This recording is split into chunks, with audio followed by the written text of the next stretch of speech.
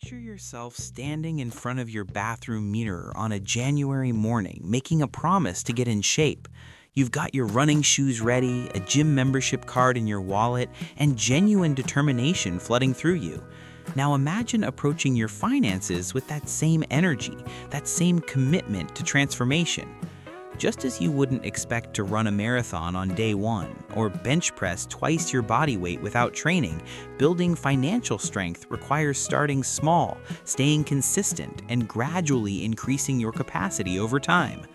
The beautiful thing about financial fitness is that it doesn't require expensive equipment, a personal trainer, or even leaving your home. What it does require is the same principle that makes physical exercise work: regular, intentional movement in the right direction. Let me walk you through a complete workout routine for your wallet, one that starts gently and builds real strength over time. Every fitness journey begins with awareness. Before you can improve, you need to know where you stand. In physical fitness, you might step on a scale or measure your resting heart rate. In financial fitness, your starting point is understanding exactly where your money goes each month. This isn't about judgment or shame, just as weighing yourself isn't about feeling bad about your body. It's about establishing a baseline. For the next week, try this simple exercise. Carry a small notebook or use your phone to track every single expense, no matter how small. That morning coffee, the parking meter, the spontaneous online purchase at midnight, everything. Don't change your behavior yet, just observe. You're not trying to restrict yourself, you're gathering data. Most people discover that they have absolutely no idea where hundreds of dollars disappear to each month. It's like realizing you've been eating an extra 500 calories daily without noticing. The awareness itself becomes transformative.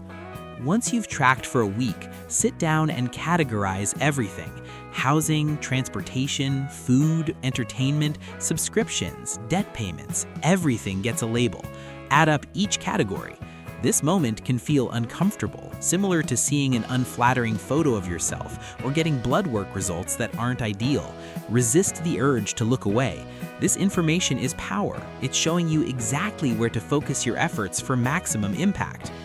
Now comes your first gentle exercise, one so simple it feels almost silly, but it works like magic. Choose one category where you overspent and commit to reducing it by just 10% next month.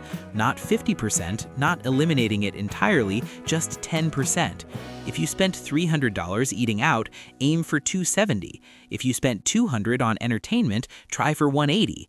This is the financial equivalent of parking farther from the store entrance or taking the stairs instead of the elevator. It's a small change that doesn't disrupt your life, but creates genuine momentum.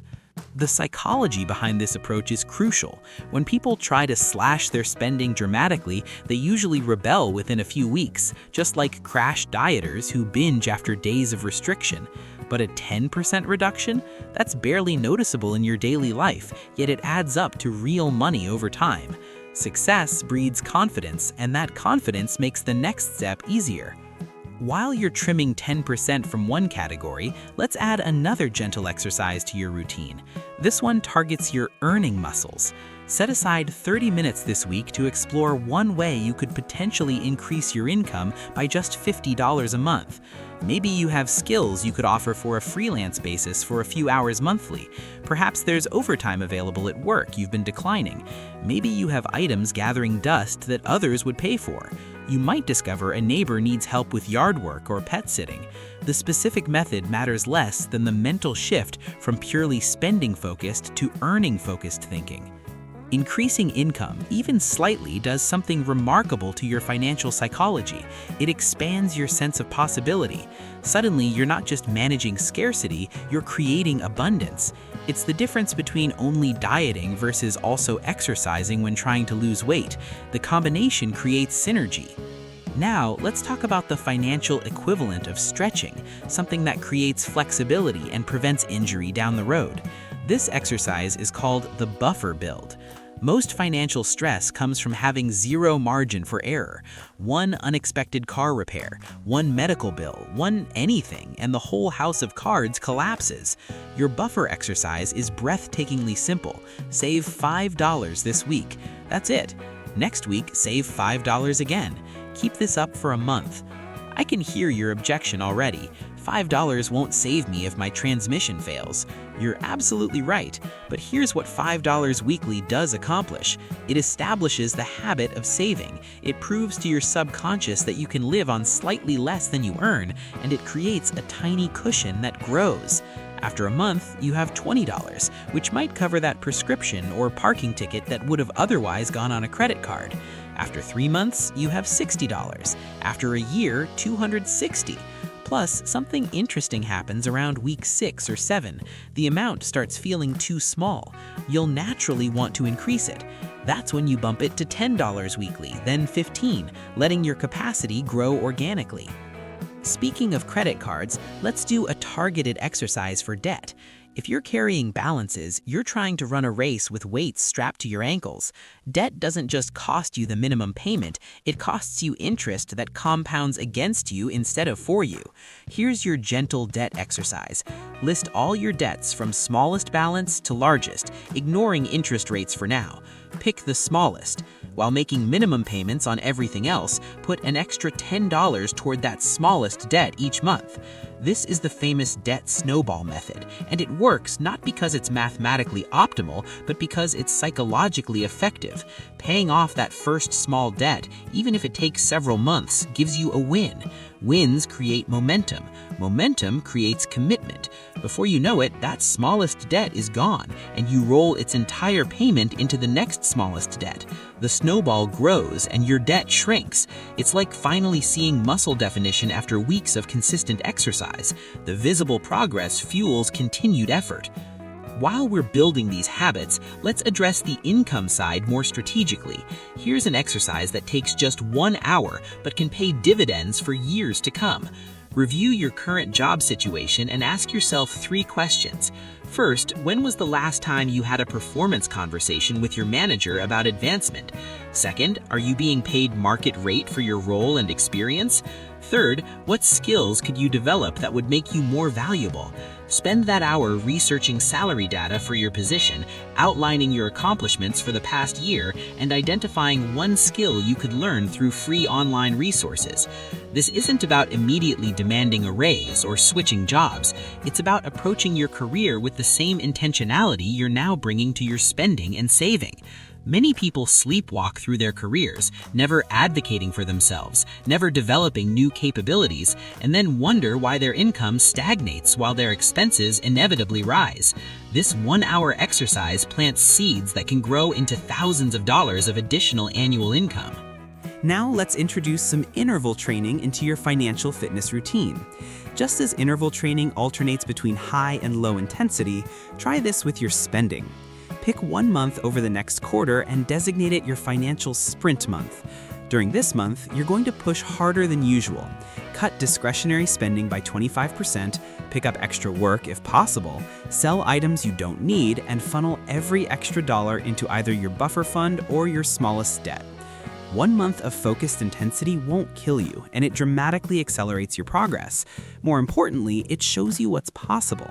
Most people discover they can actually function just fine with significantly less spending when they're motivated and focused. Then, the next 2 months, you return to your baseline gentle exercises, consolidating your gains. This pattern prevents burnout while creating bursts of progress that keep you motivated. As you're building these habits, it's time to address the elephant in the room: irregular expenses. These are the financial equivalent of the random obstacles in an obstacle course race. They're not monthly bills, so they're easy to forget, but they're absolutely predictable. Car registration, holiday gifts, annual insurance premiums, birthday celebrations, home maintenance, school expenses, the list goes on. These irregular expenses destroy budgets because they feel like emergencies, even though they're entirely foreseeable. Here's your exercise. Spend 20 minutes listing every irregular expense you can think of for the year ahead. Estimate what each will cost. Add them all up, divide by 12. That's how much you need to set aside monthly to handle these expenses without panic. If the number seems impossibly high, start with half of it. Even partial preparation is better than none. Open a separate savings account just for irregular expenses if possible. Each month, deposit your predetermined amount. When car registration comes due, the money is waiting. No stress, no scrambling, no credit card debt. This single exercise transforms your financial life more than almost anything else. It's like training your body to handle unexpected physical demands. When you're generally fit, carrying groceries upstairs or helping a friend move furniture doesn't wreck you for days. When you're financially fit within a regular expense fund, these predictable surprises become non-events. Let's talk about insurance for a moment, which is financial strength training.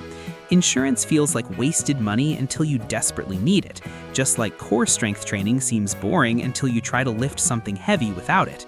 Your exercise here is to review your insurance coverage for gaps. Do you have adequate health insurance? If you have dependents, do you have life insurance? Do you have disability insurance in case injury or illness prevents you from working? Is your car and home coverage appropriate? This isn't about buying every insurance product pitched to you. It's about understanding your risks and deciding consciously which ones to insure against versus self-insure. Spend an hour reviewing your policies or talking to an insurance agent. Make sure you understand your deductibles and coverage limits. Adjust if needed. This exercise protects everything else you're building, like maintaining good form during exercise protects you from injury. As your financial fitness improves, it's time to introduce some advanced exercises. One of the most powerful is value alignment spending. Here's how it works. Write down your top 5 values or priorities in life. Maybe it's family, creativity, health, adventure, and learning. Now look at your spending from last month. How much of it actually supported those 5 things? How much went to things that don't matter to you at all? This exercise isn't about spending less necessarily, it's about spending intentionally. You might discover you spend $300 monthly on a gym membership you use twice, but nothing on the art supplies that actually feed your soul.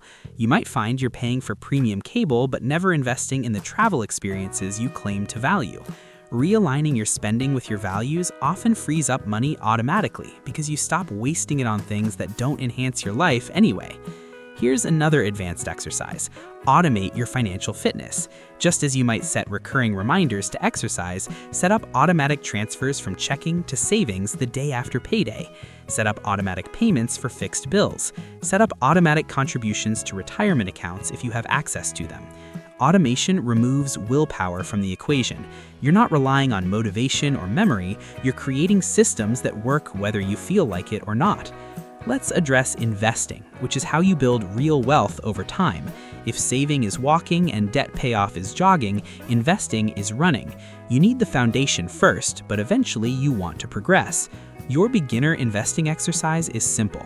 If your employer offers a retirement plan with matching contributions, contribute at least enough to get the full match. This is literally free money, and declining it is like refusing to pick up $100 bills lying on the ground. If you don't have access to employer plans or you're already maximizing the match, spend 1 hour learning about low-cost index funds and individual retirement accounts. You don't need to become a financial expert or pick individual stocks. For most people, regularly investing in broad market index funds through tax-advantaged accounts is the path to building wealth. Start with whatever amount doesn't cause anxiety, even if it's just $25 monthly. The habit matters more than the amount initially.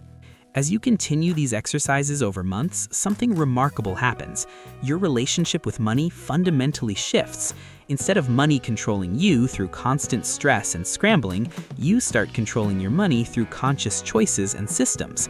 Instead of feeling deprived by saving, you feel empowered by watching your buffer grow.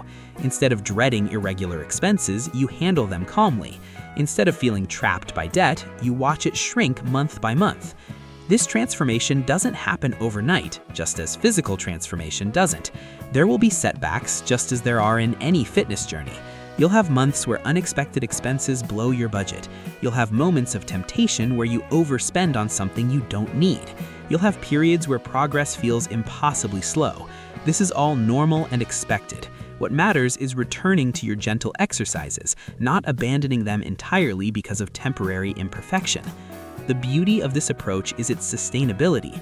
You're not trying to revolutionize your entire life overnight. You're making small, consistent improvements that compound over time. Just as someone who walks 30 minutes daily for a year will see dramatic health improvements without ever pushing themselves to extremity, someone who tracks spending, saves a small amount weekly, and makes intentional choices will see dramatic financial improvements without painful sacrifice. Your wallet, like your body, responds to consistent, appropriate exercise. Start where you are, use what you have, do what you can. Track your spending for awareness, reduce one category by 10%, save $5 weekly, list and tackle your debts, prepare for irregular expenses, align spending with values, and automate what you can. These gentle exercises, practiced regularly, will boost your wallet's strength, flexibility, and endurance far more effectively than any extreme financial makeover that you'll abandon within weeks. Begin today with just one exercise, then add another next week, building your financial fitness one deliberate rep at a time.